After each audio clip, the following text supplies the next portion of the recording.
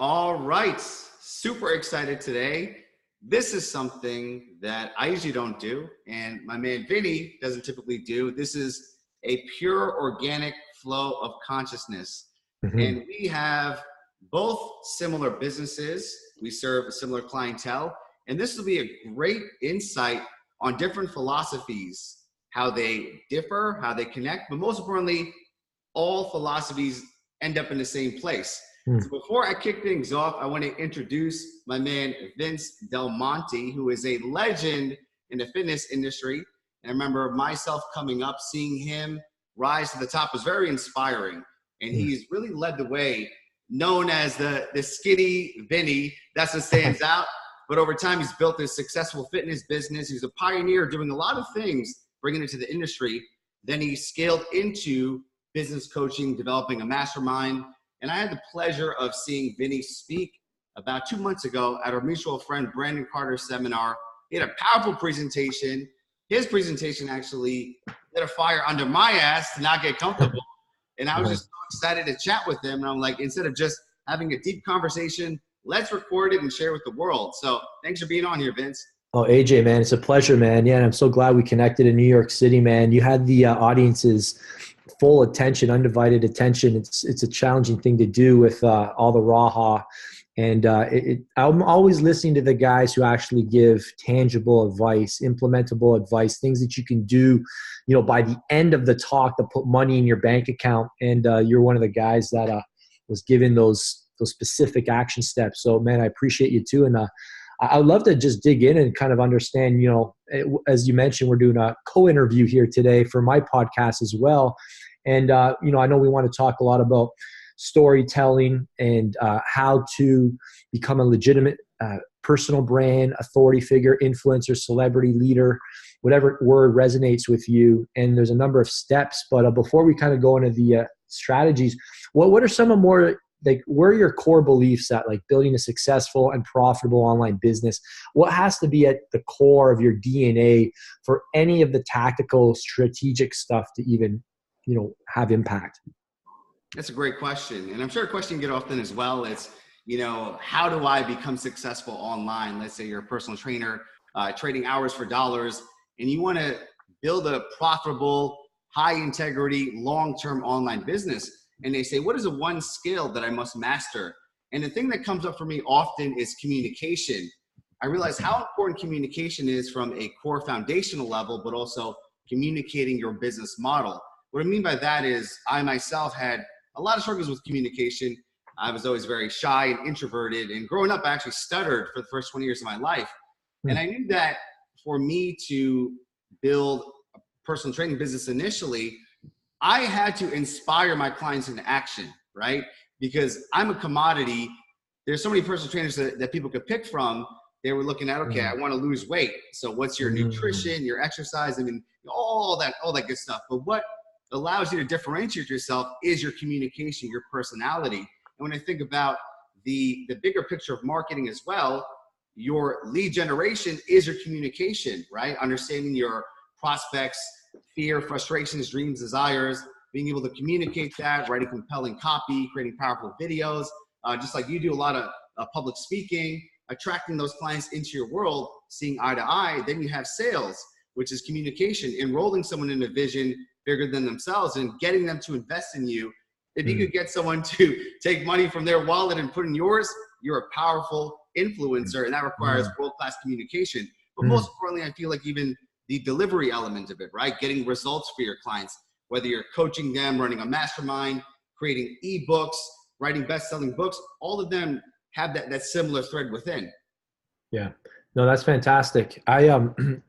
I can really resonate with the communication piece because I listened to a great interview just the other day on Power Players with Grant Cardone and Ryan Dice. And, they were saying, how do you compete with Amazon?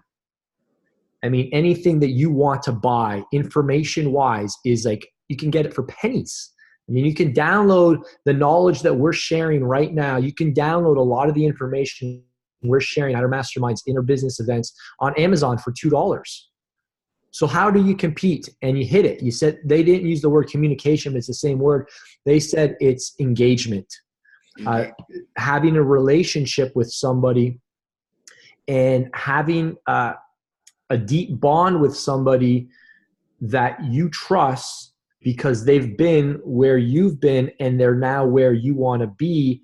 And people, you had a great phrase before we hit the camera. I don't want to steal it from you. A great quote that kind of sums this all up. But people want to do business with celebrities. How did you say it? What was that quote? Yes, the great Dan Kennedy. He says that in all his years of consulting, teaching marketing and copywriting, he says the higher up the income ladder you go, you get paid for who you are and not what you do. And if you think about, the Trumps and the Kardashians from a celebrity space, right? You can see that they just show up, and they get paid for it. They don't have many specific skill sets. But even within our industry, when you look at the $1 million earners, I mean, Right. we're all teaching the same thing essentially, but it's the personality-based marketing.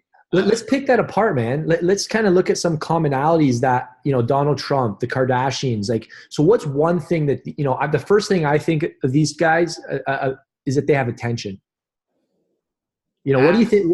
What do you think the most important thing is? So what does the celebrity actually have? Is it their looks? Is it what is it that they have that is making them successful?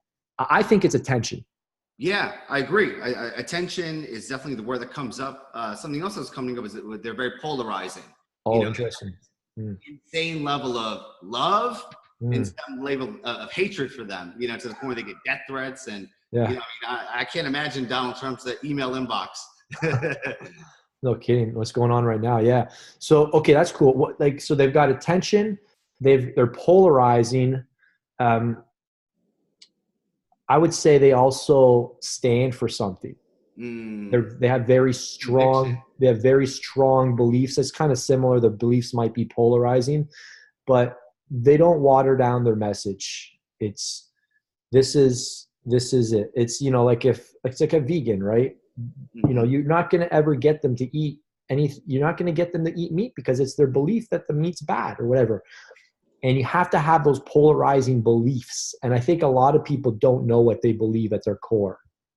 Yeah. And they're too wishy-washy on what they stand for. They don't want to, I guess you could get fat loss results. Like, if you do a bit of flexible dieting, a bit of intermittent fast, it all works.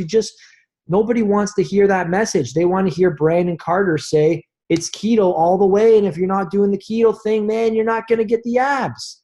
Because people are indecisive. People are like, yeah, but people are looking for leaders. People are looking for people that are clear and that are on a path and there's no deviation, because people don't want to be led by somebody who's going to lead them off the side of a cliff. They want to be herded, if you will, like a sheep, because most people live their life. And I'm not calling everybody a sheep, but I mean, I'm a sheep. I need a coach because I'll start blah blah. I'll start going off in my own different world. I need the sheep to take the stick and say, "Get back! We're going this way. You're going about to walk off the side of the cliff." And we need people like that in our lives, and that's really what these guys are. They're leaders.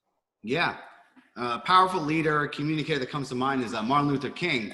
And he has a great quote that he literally died for. He says, "If a man is not fit to die for something, then he is not fit to live." And that level of conviction of dying, because I just thought about this fitness celebrity. I'm not going to mention their name, but they were very contradictory. They were big on this type of specific diet, if it fits your macros, and then they flip it the following time. And that contradiction breaks trust. And right now we're in the industry of trust building. Yeah. Yeah. Let's talk about, okay, so that's really good. What are the things that are core to your beliefs? So communication, but what's something else? Like, where's my head got to be at? I'm coming into the social media space. It's 2018. We've got Facebook, Instagram, YouTube. We know all the big gurus in the fitness space and the business space. Where does my head need to be to build a successful and profitable, let's think 6 to 7 figures a year. Let's just work with that kind of metric. Where does my head need to be getting started?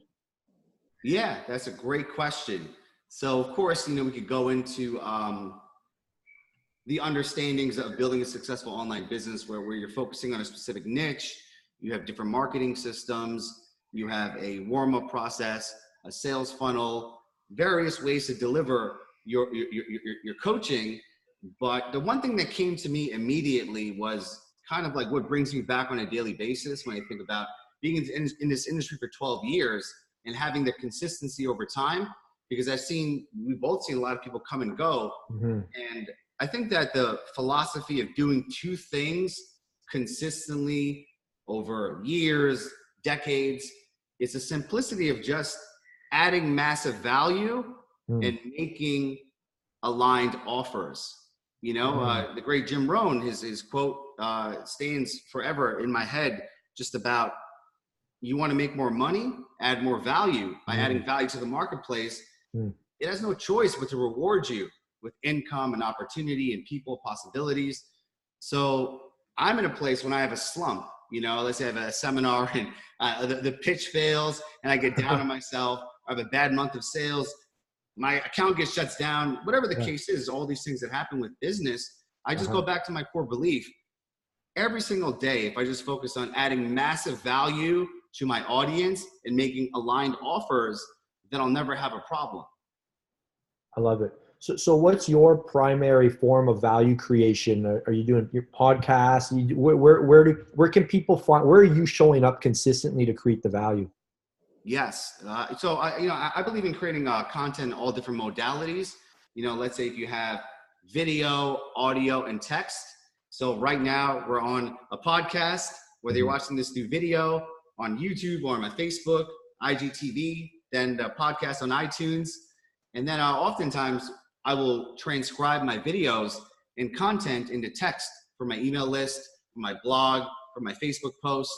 So I would say that if I had a gun to my head and had to pick one primary piece of content, it would be video. I feel that I'm the best at video. I've done over 1,000 of them for over the past 10 years. But be quite honest, right now it's just repurposing the video and turning it into audio and text. Gotcha. That's really cool. Where do you think people should concentrate? Do you feel like there's a preferred platform, despite being good at something that you need to get good at it regardless? Like, I don't care if you suck at video, you got to get good at video. Or do you think, don't feed your weaknesses? What do you think? That's a great question, and something I've thought about a lot, just because they're saying that a lot of the social media channels are going towards video. They say, I think by 2020, Facebook's going to be like 90% video. In fact, they're making the text shorter and shorter, kind of like Twitter, and limiting the characters. However, I think about one of my favorite authors, Robert Greene, who is a phenomenal writer. He's like world class. And if he was forced to do video, I don't think he would connect as much. Interesting, yeah. You know what I mean? So really, like Seth Godin or Malcolm Gladwell. Like, there's some like very even a guy I learned from, Tom Purvis. He's just brilliant, but he's so dry. Yeah.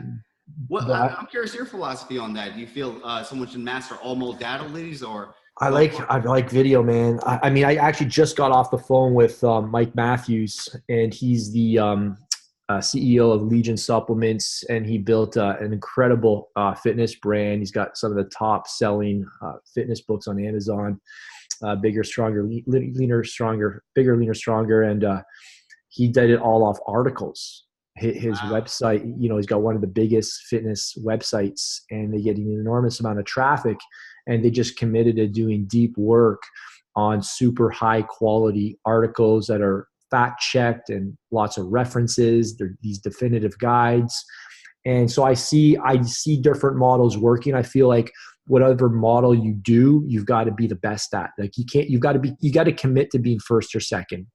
I feel like when the next economy crashes, the next, crash in the economy occurs, the only guys that are going to get out from underneath it, or not get out from underneath it, but will thrive right through it, will be first and second.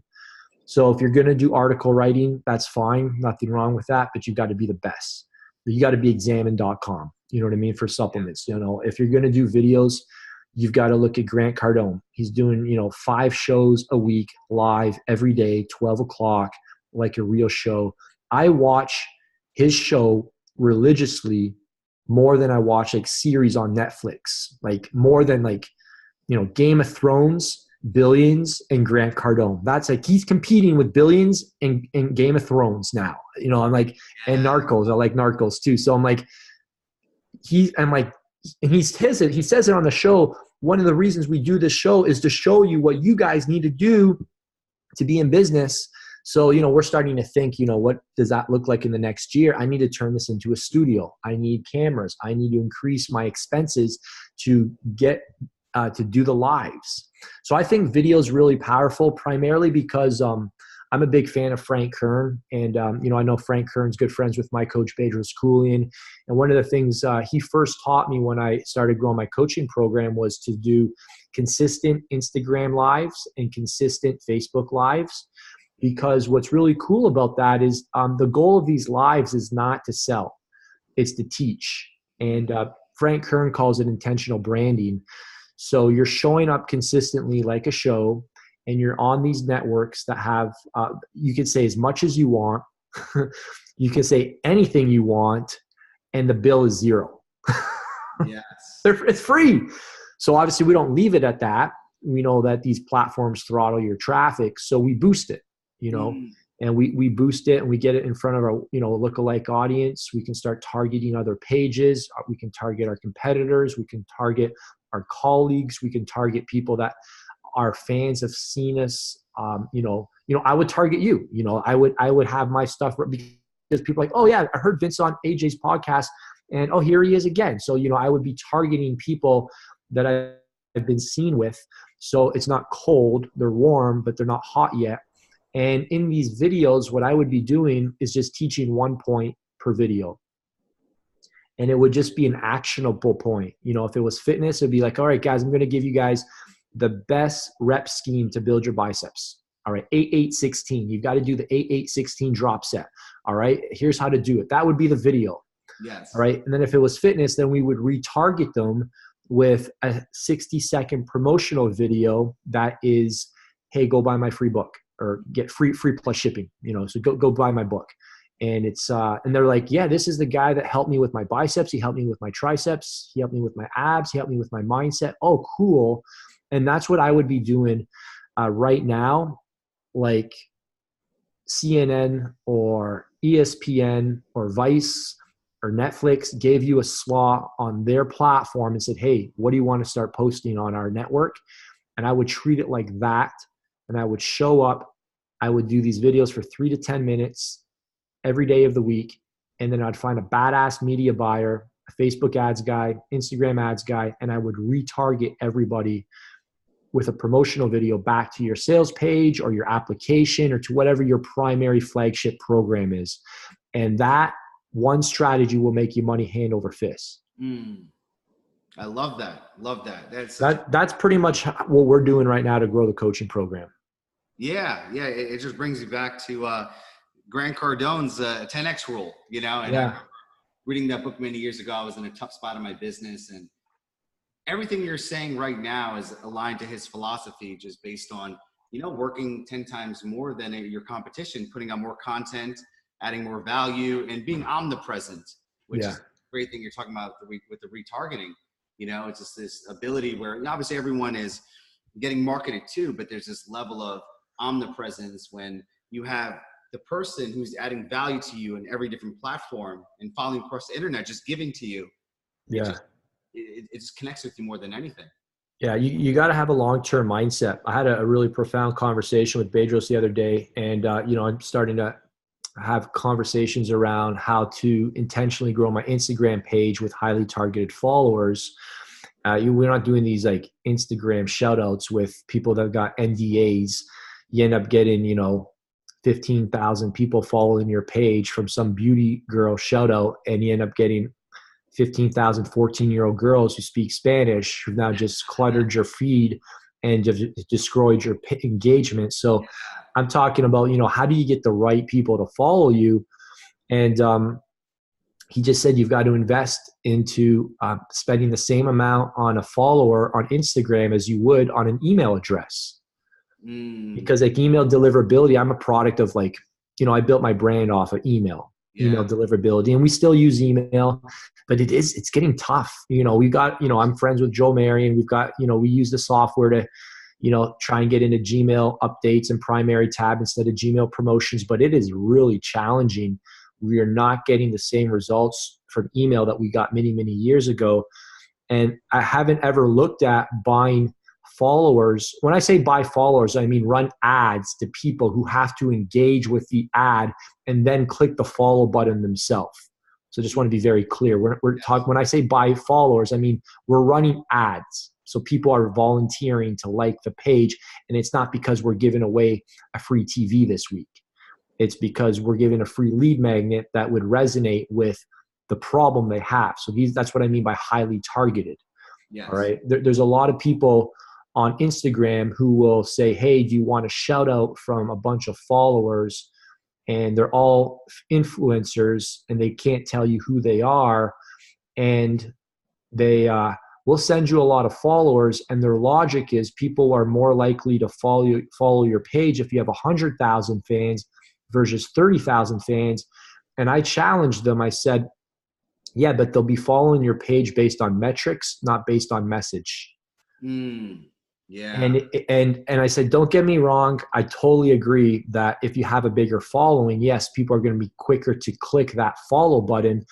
But if that's the majority of people that are following your page, you're actually going to hurt your page in the long term, because the next thing you know, you've got 1 million followers and you're getting 30 comments a post. Yes, I know a few pages like that, and just a few. You look at 1 million followers and you have 500 likes on your photo. Something doesn't add up. Yeah. So what I'm talking about here is playing the long game. And to go back to the conversation I was having with Bedros, was that I told him, he pushed me to say, you got to spend this kind of money each day, and I'm like, really? That's a lot. He's like, you have to invest the money today because these are the people that will be doing business with you in 2 to 3 years from now. And most entrepreneurs don't have that mindset. It's the whole thing in fitness. People want to get a six-pack in 6 days.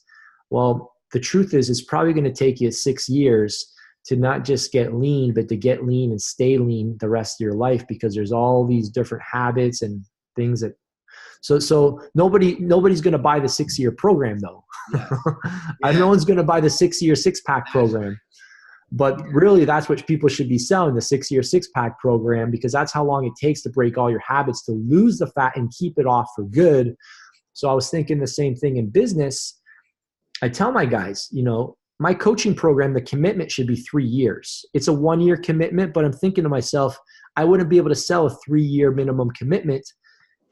But I'm telling them, you've got to be prepared to front load time, effort, and money for a long time with no guarantee of any return. Like there might be a 0 return. You might have to tell your wife's going to say, when's the return? You have to tell her there might not be a single penny. There's no guarantees here. I could tell you what some other guys have done, and there's a good chance if you take action, that will likely not happen, but there's no promises here.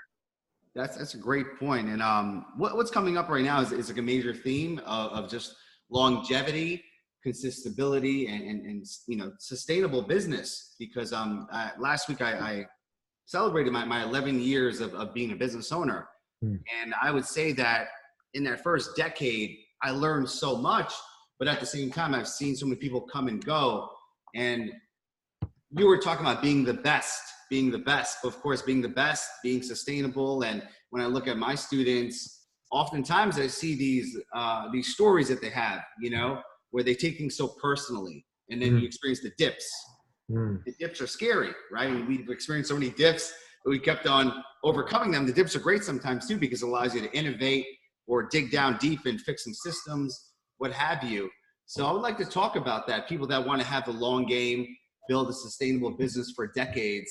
And what are the key attributes, because I think is the statistics, right? Well, first of all, I think most businesses fail after 3 years, and then less than 3% of businesses make it past the 7-figure mark. So it's kind of like a scary world out there. Yeah. I think most are out of business within 8 years or so. Cardone was talking about it's not that long. It's not that long. Well, I think there's a number of things, and it's funny you said that. You've seen a lot of people. I want to keep the conversation positive, but I've seen a lot of people. I'm going to say this, maybe a little bit out of spite, but I've seen a lot of guys come after me since 2006. Wow. And they haven't attacked, they've personally attacked Vince DelMonte for being a scam artist, for being an aggressive marketer, for preaching bro science, whatever. And I think the biggest mistake you can make, and I think most people listening to this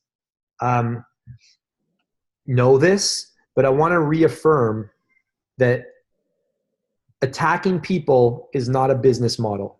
I have a lot to say about this, but yes. Do not attack people, all right? Do not do response videos saying if you want to truly be if you want to be taken seriously by people outside of high school, all right, that don't live in their mom and dad's basement and play video games, you have to teach people how to grow.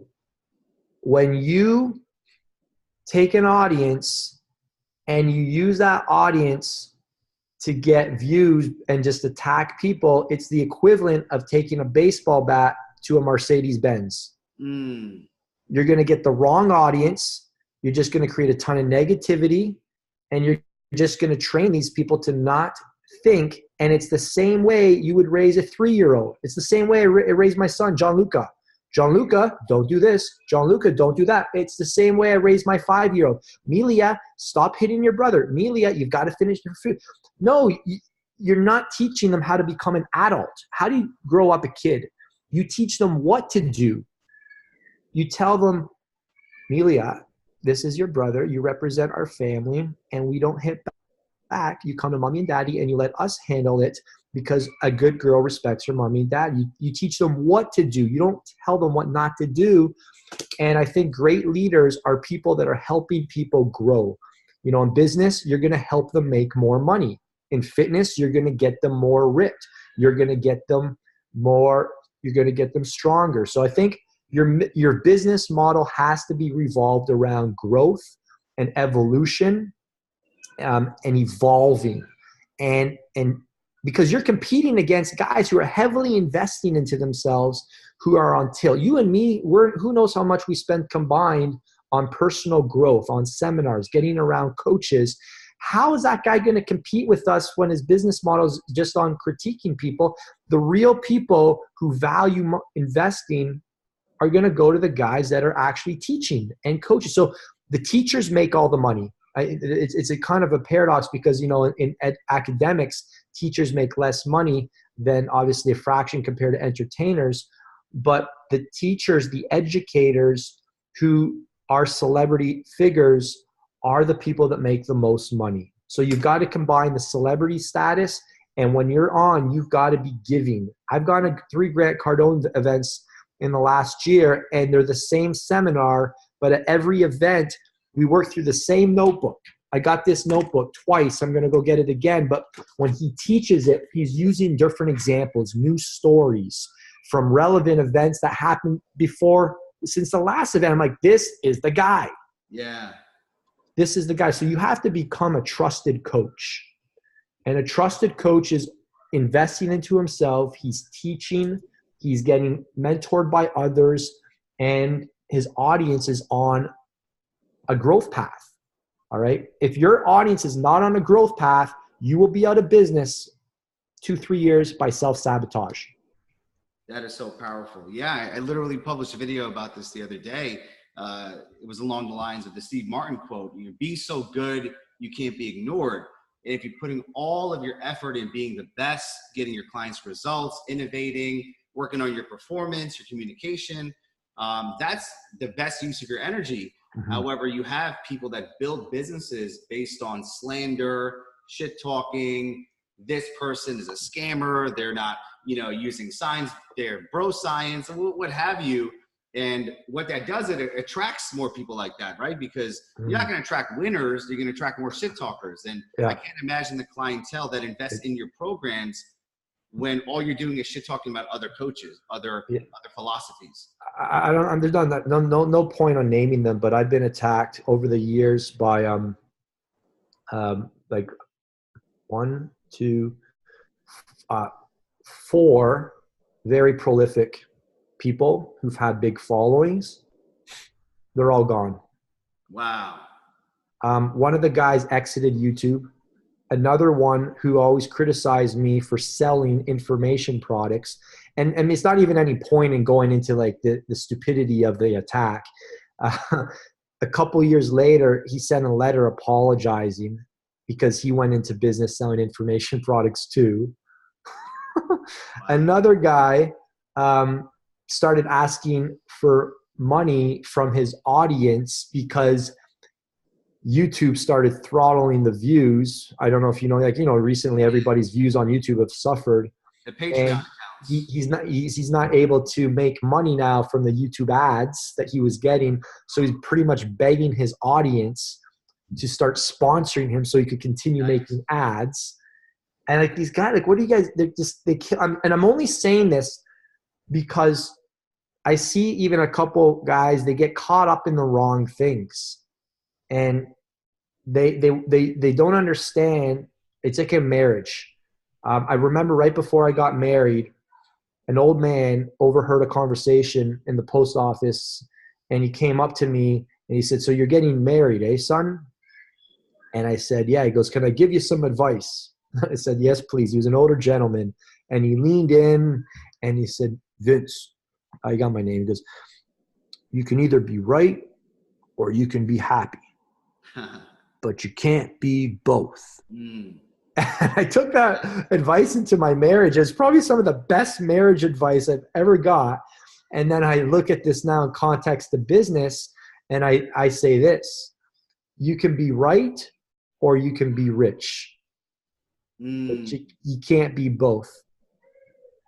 Because the haters are going to say this, this, and this. And if you spend your whole day trying to change their minds, it's never going to happen, and you're going to lose sight of your vision, and you're never going to have that impact. So you can either be right or you can be rich. This is why all the science guys are broke. Yeah. This is why the science guys don't like the marketers, because they want to be right. Their currency is ego, which is fine. It's why they all smarter than you, more factual. So you have to get clear on what am I trying to achieve, and number one rule of sales, always agree. All right. You're never going to change their mind anyways. Agree, present, then close. So yeah, if somebody wants to attack me, I'll say, yeah, your pre-workout's expensive, Vince. I know it's the most expensive pre-workout on the market. That was the intent, but here's what you get. And if you do the 4-6 bottle option, it comes out to $2 a serving, which is on average the same as all the other products on, you know what I'm saying? So yes. Agree, present, close. That's what a professional does. And a professional focuses on growing his audience and helping the people that are there, understanding that if you divert your attention to these idiots, your audience will lose trust with you, thinking, yes, why are you wasting your time with these guys? If I saw Bezos and Craig, my coaches, getting in debates online, I would not renew with them next year when they offer me to join the coaching program again, because I'm like, their head's somewhere else. Yeah. And I've made this mistake. I'm an emotional guy. I need to be trained, and I've got caught up in the tit for tat. And my coach will send me a message and say, "Vinny, I got to kick your ass right now. You got to stop doing this. Just block, delete." I'm like, oh man, I got suckered again. Like, yeah. So I've got room to improve in this. I'm sharing this because I understand the struggle. If people are like, yeah, but it's not worth it. Rise up and man up, block, delete, and focus on the people that love you and start reaching more people in the world. Well said. I couldn't agree with you more. And one thing that I had a question for you about was momentum. Do you feel it exists? And how can one gain momentum? Have you heard Alex Sheffrin talk about this? Yes, the entrepreneur. Yes, I was actually in a mastermind with him. I when he first came with his whole philosophy about the momentum, how to decrease the friction, increase it. Yes, I'm familiar with the philosophy. I just heard him. I never knew who he was. I just heard him speak at the Archangel Summit about 2 weeks ago in Toronto, and it was a fascinating conversation.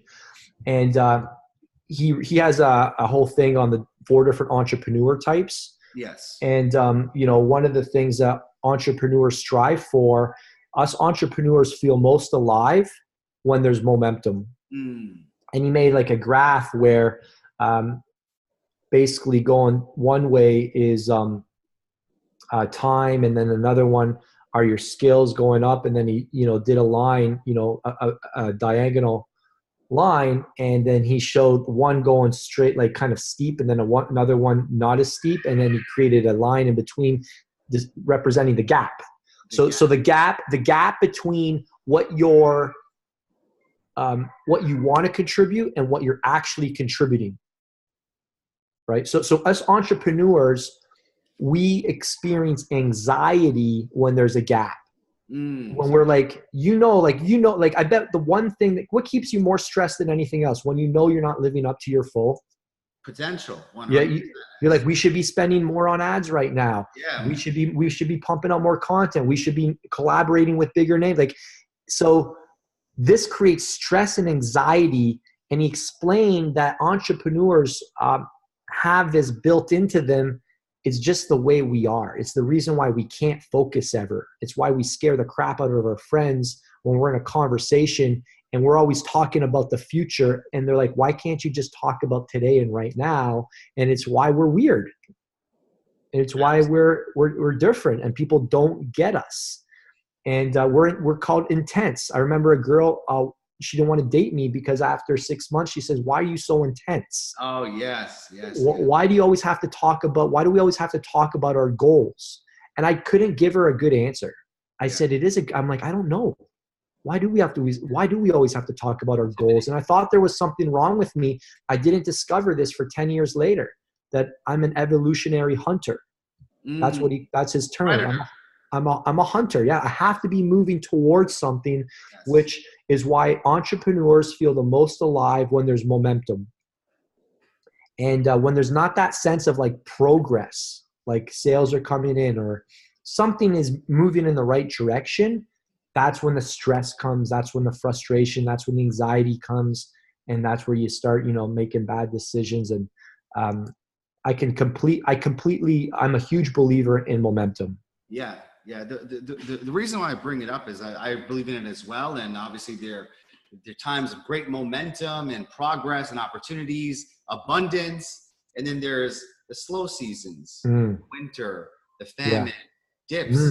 And I feel that people listening to this in different stages, we all suffer the same pain. You have the person who's starting and maybe a year into their business, they're having a few bad months. Or they're way past us. They're 30, 40 years into their business and they're not passionate about it and it's not fulfilling them.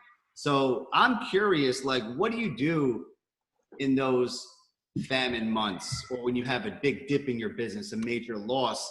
How do you regain momentum, get out of the slump? I love the season analogy, by the way.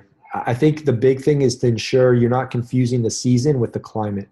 I would love for you to go deeper with that, because I think you just got to I live in Canada, man. The winters suck. Yeah.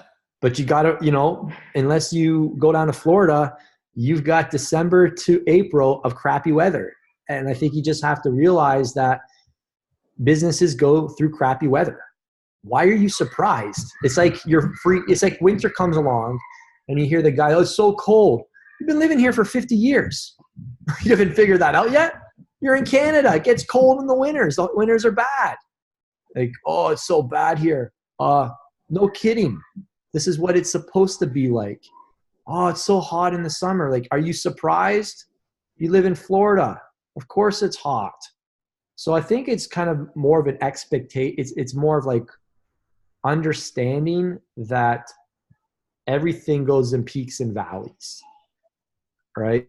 For different reasons. I do believe, there's a higher power at work here who is trying to help us become the best versions of ourselves. And the number one lesson God uses to develop us are experiences. God puts tests, he puts trials into your life to grow you, right? And, I heard this actually at our church. Our pastor said, comfort is not from God. Wow. Comfort's actually from the devil. Yeah, I remember you shared that at a Brandon's seminar, and I've been thinking about it since then.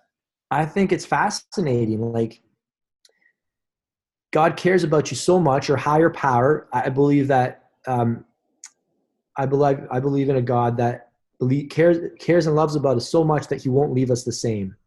And sometimes he has to send some tough times. Sometimes he has to send some storms for us to get through so that we can get out of our slump and become bigger and stronger. He has to put some weight on us. It's like the gym. You're not going to get the arms bigger curling 25s. He's going to say, one day you're going to go to the gym, the 25s are going to be gone. You got to pick up the 30s now. All right. So we have to understand that the purpose of life is growth and constant improvement. And oftentimes, if you're going through a rough patch, you don't want to look at it as a good thing or a bad thing. So you want to look at it as a good thing. Yeah. You know? There's a reason for me. There you go. It's happening for you, not to you.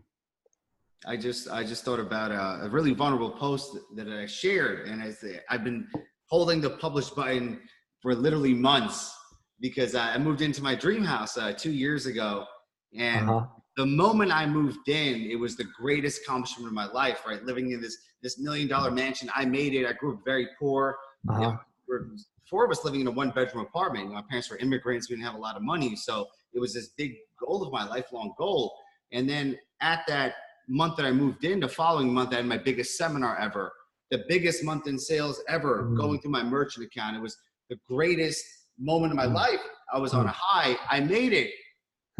Shortly after, I started dipping down, and I went into the deepest depression of my life.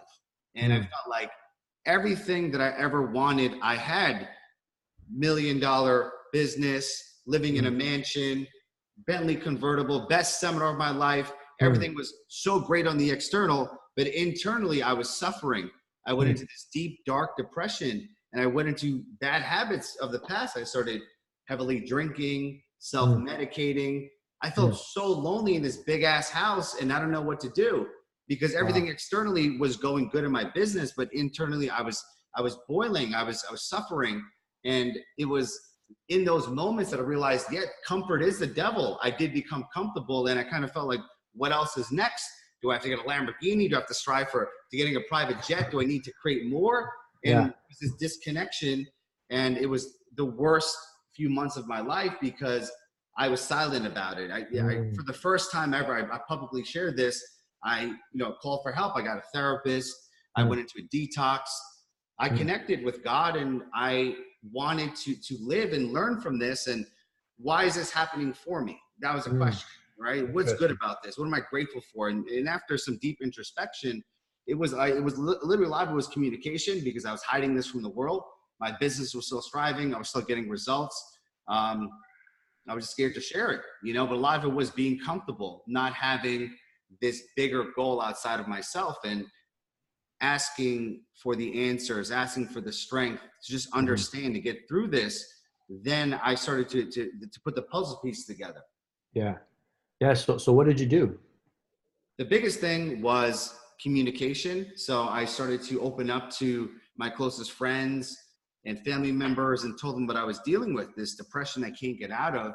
And of course they were like, hey, stop drinking, stop self-medicating, I get a therapist. And for the first time in my life, I hired a therapist, and it was just having a weekly call of someone who does not know who I am, doesn't know anything about me, and I could open up vulnerably.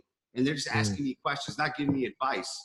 Those therapy sessions, I was unfolding a lot of trauma from childhood, a lot of things that I thought money could cover up. And the money obviously was making me comfortable, but it was these deep-seated traumas that I had to work on myself. And again, it was knowing that I cannot do this by myself. So connecting with a higher power, connecting with my friends and family, a therapist, and just starting the healing journey. And also the bigger understanding that my identity is not just an entrepreneur. I cannot get my satisfaction by my money account, my bank account at the end of the month, how many sales I make. That's a part of my identity. And also being a person who's fit, when I gain body fat or I'm losing muscle, that identity of a fit person is destroyed. So I started to really second guess and analyze it. Where do I get my identity from? And I realize I'm far beyond being just a man, a fitness professional, an entrepreneur. I'm way bigger than that. And once I started to understand the truth of who I am, all of a sudden I realized that these little dips, like I said, the climate changes in these areas of my life, I'm not going to suffer because I'm not getting all of my worth from this one area. That's fantastic. Yeah. A great line is, I really try to resonate with is your identity are not your issues. Your identity is not your issues. And sometimes we can hold way too close to things that have happened to us that they almost become a state of dysfunctional comfort where we let those experiences, those past things dictate, how we're now going to respond moving forward. It's tough. I think you need some outside eyes to kind of help you get through some of those tough moments. People that know you, have seen you at your best. And that's kind of how I got reconnected with coaching this past year. Cause I've never been against coaching, but somehow I let myself fall out of a coaching program. And when I was plugged in, it's when I was doing the best. And I had people that knew me. I had those outside eyes express concern,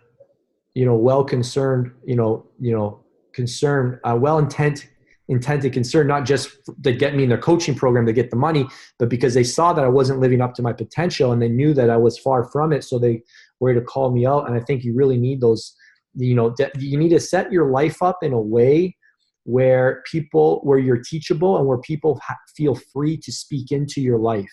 And I think the scariest position to be in is a position where like you put up the guard. Like there's certain guys that I know need help, but I'm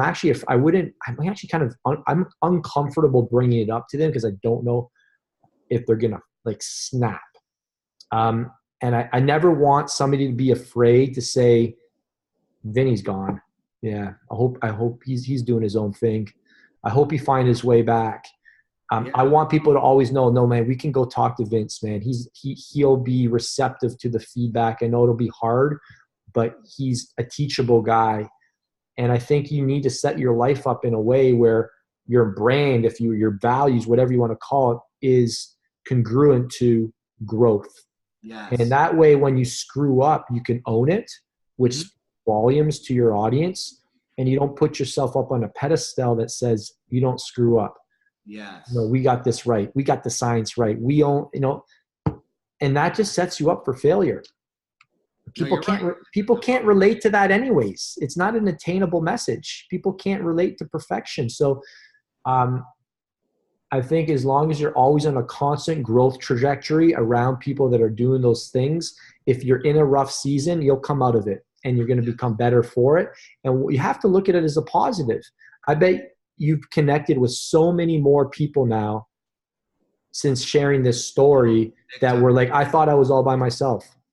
That's the thing about vulnerability. And I appreciate you sharing that, because it's like when we see displays of courage and vulnerability, we're fascinated by it. I am like, wow, this person really shared this. This is amazing. I feel so much more closer to them, connected with them. I thought they had their shit together and they never make mistakes. They never fail. I'm relating, I'm connecting. But then when it comes to our vulnerability, it's the scariest thing in the world, because I wrote this post out months ago and I'm like, shit, are people going to judge me? They're going to think that I'm unhappy. And, I was so scared to put it out there. But the moment I did, I'm like, now I see why it connected with so many people. Yeah. You have to have those stories, man, because I feel like one of my, you've got to have an attainability component in your business. Like, people have to feel like you're in reach. If I've got 2 cars, I'll likely be more, I'll attract the guy who's got 1 car. If my house is 8,000 square feet, I'll likely attract the guy that's got a house that's 4,000 square feet.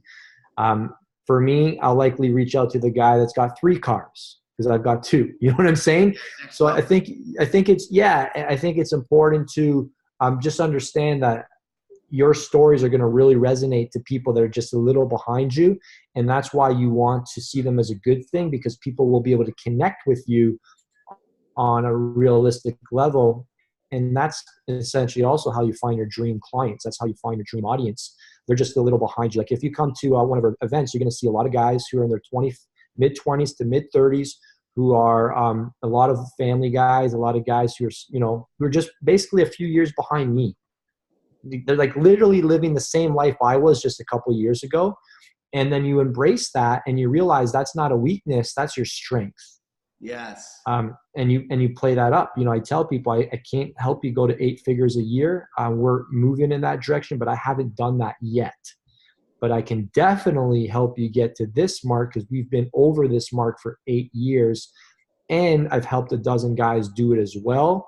And I think just really understanding, having self-awareness of what your strengths are, and just really doubling down on what you've achieved is going to attract the right people into your world. And they're going to also become great students, because they're going to take massive action because they believe it's possible for them as well. Because they're like, he's not that far ahead of me. I can get there. Having the Tai Lopez house and the Tai Lopez lifestyle it's almost like, I almost wouldn't join his mastermind, just because it feels like it's almost too much of a stretch. Although I'm sure it would be an insane experience and I would learn a load. It's almost like you're looking at the guys that are just a little further ahead. And what I'm trying to say is that people need to promote attainability and promote where they are right now, and not see where they're at right now as a weakness. It's a strength. Being in college, or being, having an online business and being an early, kid in college, your strength is catering to all the other guys in college. Don't worry about the guys who are smarter, way ahead of you. Those guys can't even relate to those guys anyways. That's a great point. Yeah, I don't know how I went down that tangent, but yeah. No, it's a great tangent, and actually leads me to my next question, because, we've been in this game for many years and acquired so much knowledge and experience. And I feel that my listeners, especially listening to you, hearing your philosophy, would get a lot out of this question. But if you were to start from scratch right now in this day and age, 2019, everything since 2006, how would you go about it differently? It's a good question. I would definitely commit to paid advertising far sooner. I would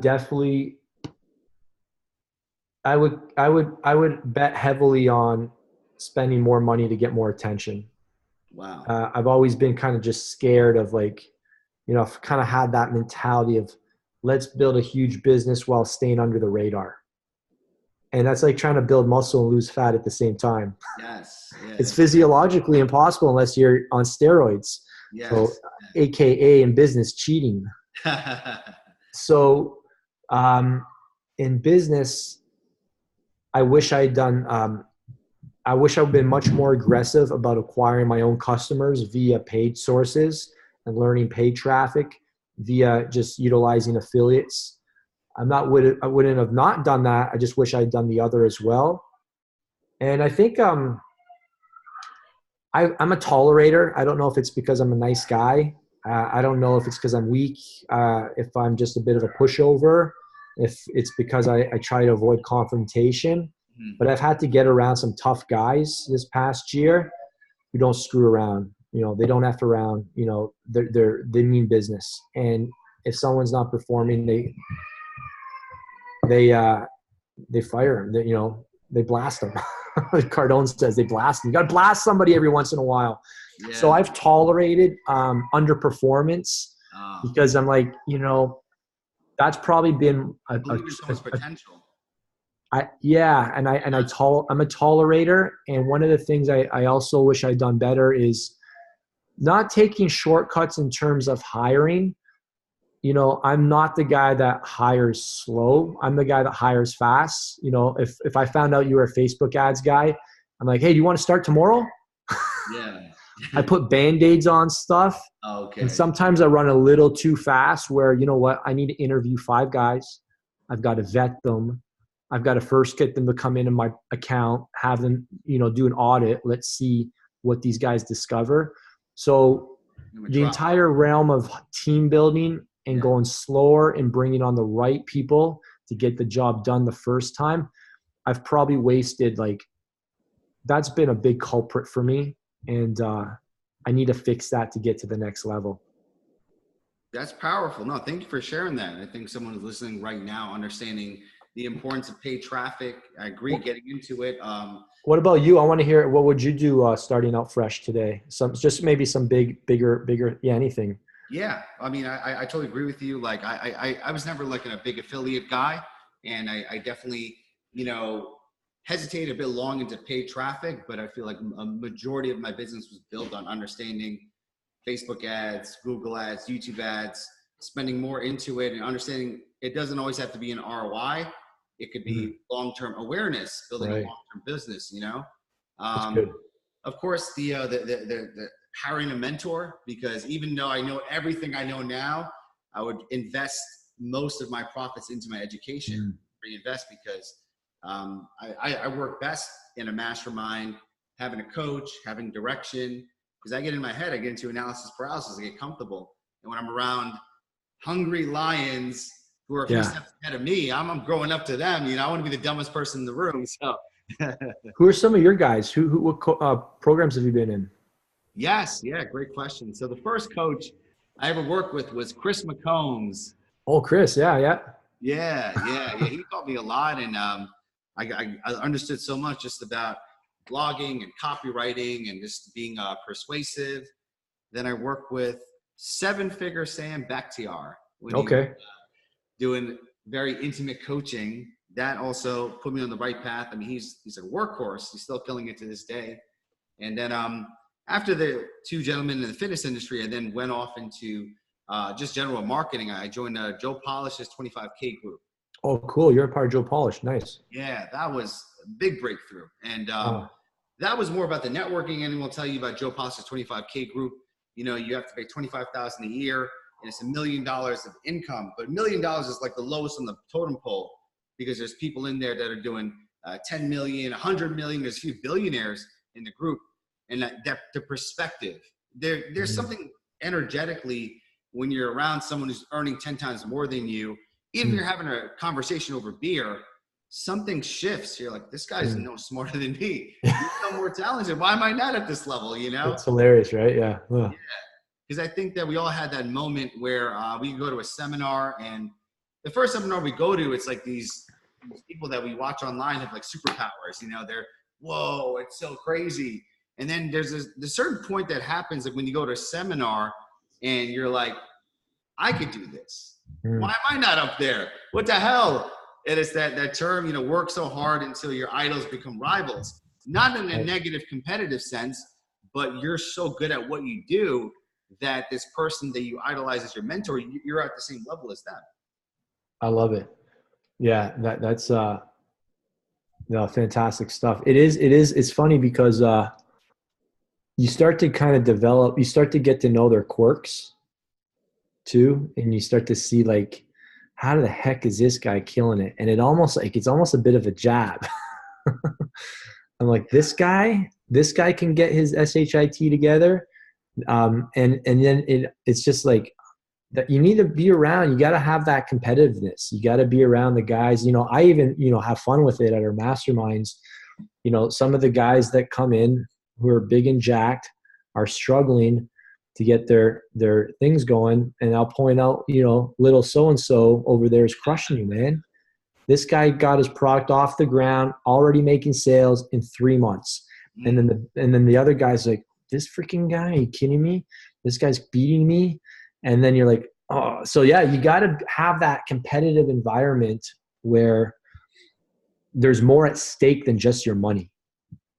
Yes. You've got to get your word, your reputation on the line, right? It's one thing to join a program, be like, oh, you got to get some money in the game.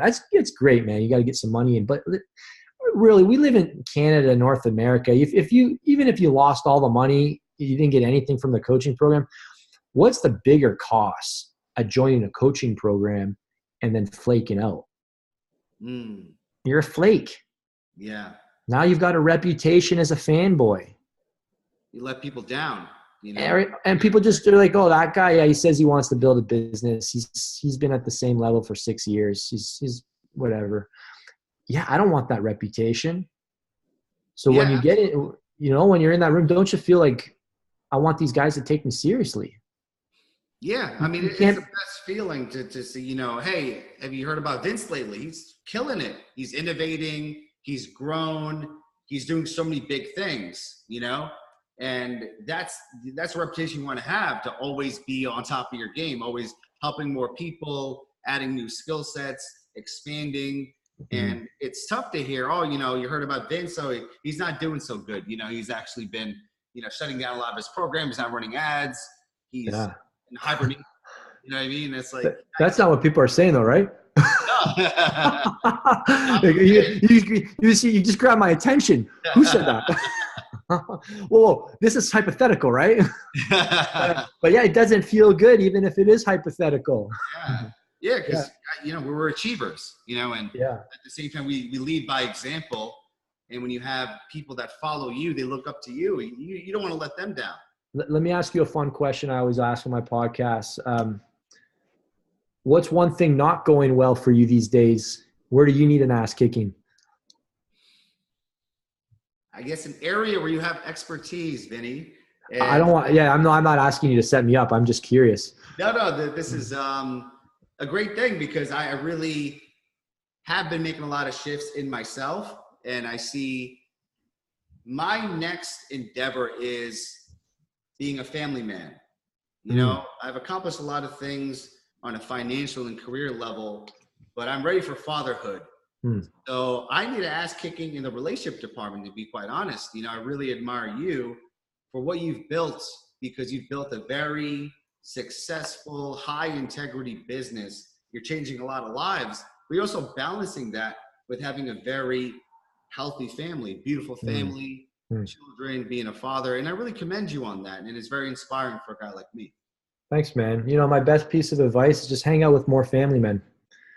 It's tough. You're a single guy? Are you? Yes. Yeah.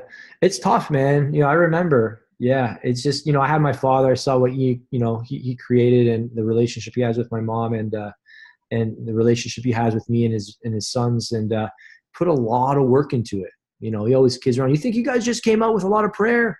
We put in a ton of work too. You know, and yeah, just really committing to. You know, you're doing the right stuff, man. I think a big thing for you is just environment. You know, I wasted way too many years. Don't get me wrong. You know, I always say I had to get it out of my system to go to the bars and that. But what I found was it's the complete opposite. You don't get it out of your system. You actually put it in and lock it in your system. Can you elaborate on that, please? So people think that, you know, let's just use the single life in terms of dating a lot of girls as, you know, it's a phase of your life. It's just something you got to get out of your system. It's something you've got to experience. You've got to just try it. But what happens is you create a lot of habits, and what happens is you start playing life. Dating a girl is not, you know, playing the field is not preparing you for what it's going to take to be a real family man. Because once you get married, you know, you've got to work stuff out. You know, you've got to now work through things. So I really encourage guys to just not focus on finding the right girl, but to focus on becoming the right man. And when you put all your time and effort into becoming a better man, you know, instead of going out tonight and, you know, I'm not talking about not going out, having fun and here or there, but you really have to ensure that you're not like taking away from opportunities to improve yourself, because if you want to marry a 10 out of 10, you've got to become a 10 out of 10. Great. Because a perfect 10 is not marrying a 9 out of 10. So, yes. So I think just putting yourself in those environments where, you know, there's women that respect themselves. It's so hard to find a woman that respects herself enough to, you know, say no, you're not getting your hands down my pants tonight. If that's what you're looking for, I'm out. So it's like really treating women in the same way that you would treat, that you would want, that you would, yeah, and that you would want other guys, say, to treat your sister on a date. You Yeah, know? no, that's yeah, it's coming up a lot, and 100%. And I think if you can just start being more and more like that man, woman will recognize it, and they'll quickly realize this guy, you know, he's got more to him, because yeah, girls are afraid to get hurt. So I think just being in the right environments and being around more and more family men, it'll naturally happen over time. And like the old cliche is, you'll know when you know. Yes, no, that's a great tip, and I appreciate that, because that's something that I had for a while. You know, you have the list of what you want in a potential mate, but of course, I've been realizing that I'm not the potential mate, so I've been working on those areas that I need to become that man to deserve that level of relationship. Yeah, You're and right about the whole. You have to do things differently. Like when you see the girl that you feel like this is the wife, this is the wife material, you can't treat her like the girlfriend. Like you have to operate at a completely different level. Like you have to treat her with like a whole nother level of respect. You've got to, you have to, how did it work with Flavia? So when I met Flavia, I'll give you, just to finish up with the story here, is previous girls I'd gone out with always wanted to know my past. And I was doing a lot of dating. I wasn't living out my faith between the age of 26 and 29. I was making a lot of money and I was taking advantage of it. And so I was developing a bit of a bad reputation amongst not the best circle of party buddies that you could hang out with. And when I was going out with girls, they'd want to know, they would want to know details about your past, and it would quickly just like turn into drama. And I'm like, why are we talking about my past? All right. When I met Flavia, we made a rule, and she did not want to know anything about my past. And to this day, she doesn't know anything about my past. And when I never met a girl with that much confidence in herself and that much, she just said, why do I need to know about your past? Most girls would say, well, I need to protect myself. Yeah. But I saw she made herself so vulnerable that she realized that she gave me a chance to become the man that I wanted to become. And I rose up. I rose up because I'm like, I do not want to take this precious, fragile ball and break it into a million pieces. And she gave me that chance. And that was one of the things. I've never met a courageous girl like that either.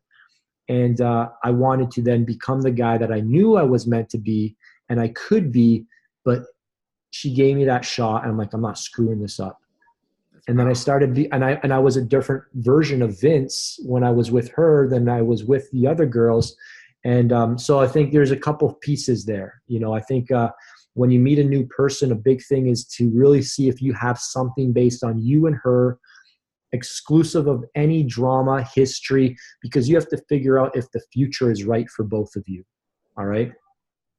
So I really I always challenge guys when you go out, really try and figure out if you just have something, you and her, like you have common ground, common interests. Can you guys just laugh about like stupid stuff, fun stuff? Or do you have to make your conversation around, hey, I noticed you did this on your Instagram page the other day. Like, is that, like, where are we going? Like, next thing you know, you're like, we've been only, we've known each other for one day. Like, can we try just to get to know each other and see if we're going in the same direction? I like to use the analogy of a race. Are we in the same race? Are we running to the same destination? Are we going at the same pace? Would we be good partners to complete this race together? And that's kind of like the mindset. And if you start to see, yeah, we're both going in the same direction. I think the big thing with Flav and I was that we had independent lives, and we both realized that I didn't need her and she didn't need me. And when we both recognized that my life will be fine without her and her life will be fine without me, that's when we really became attracted, because we're like, hey, we have the same values. We want the same things. We're going the same direction. We'd make a killer team. Let's team up and make the dream. Let's form the dream team. Team DelMonte. Let's do it. So I think you're looking for that teammate, not just someone who you love, but somebody who can be your friend. Yeah. It's easy to divorce your spouse. It's hard to divorce your best friend. Wow. I'll write that down. Yeah. My dad gave my brother that advice at his wedding. I pulled that right out of the ceremony. Genius. Yeah, but yeah, that's what you're looking for. You're looking for a best friend, right? Because friends are way harder to find than lovers. You know? Yes. Now this is profound wisdom, and I'm realizing that we're going on and on. We could flow for another hour. Yeah. But of course, for all the listeners, I want to just close things off with a question I ask my podcast guests. This is my final question, and I'll ask you, Vince. Right now, you are at the end of your career. Let's say we are at a place where we're setting up a retirement for you, and you've lived such a rich, profound, giving life. You've contributed so much to the industry, but we've all chipped in to create a giant billboard in the middle of Manhattan Times Square for you. This billboard will be up there for the next 100 years, for a century, and you get to have one sentence for all the world to see. Billions of people will see this one sentence. What would you put on that billboard, Vince? Fear is the path to freedom. Fear is the path to freedom. Why is that? Because it's our fears that are preventing us from growing, right? And once you face your fears, once you confront your fears, you'll be able to conquer them, right? So you can't conquer what you don't confront. And if you're not conquering things, you're not leaving your comfort zone. And if you're not leaving your comfort zone, you're never going to fulfill your calling. Wow. That is so powerful. And what came up for me was Joseph Campbell's great quote. He says that, the cave you fear holds the treasure you seek. And your quote is so aligned with even myself. But to look at the biggest breakthroughs I had was because I faced something that scared the shit out of me. Yeah.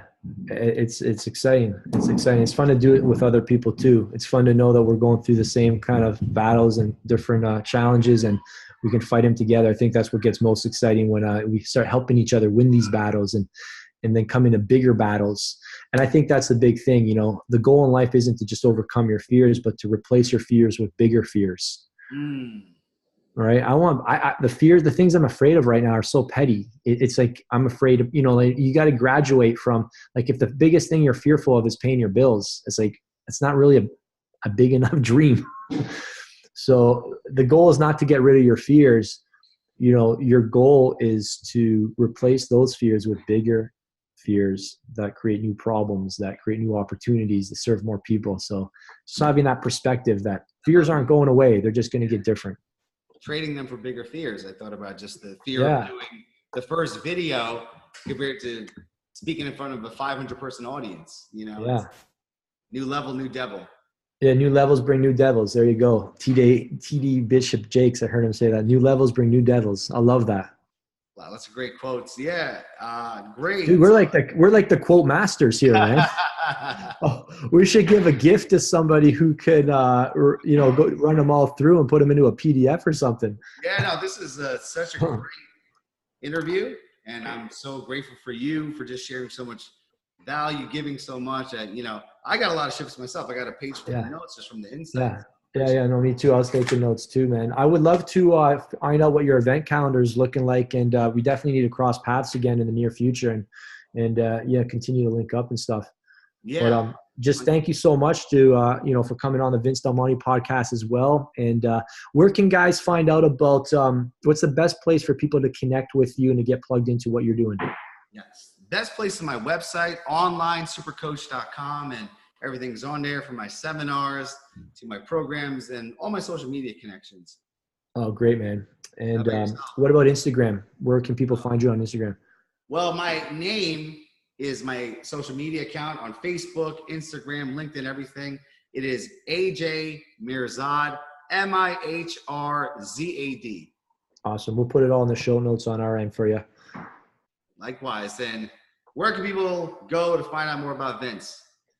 I don't know if my website will be, it should be live, like the new one. It hasn't been updated like in literally 6 or 7 years. VinceDelMonteFitness.com should be our new modern, business fitness brand website. The fastest way to get a response from me, to connect with me, is Instagram. Just send me a DM, Vince DelMonte. Your Instagram is lit. I follow you, and man, you're adding a lot of value on there. Yeah, trying. Yeah, I'm trying to get things ramped up there. Yeah, it's there's some intent, but we got a long ways to go. Awesome. So I'm gonna add all the links in the show notes on the blog, along with the summary. Thank you, Vince, for being on my show. I really appreciate you. Yeah, man. You too, AJ. This has been awesome.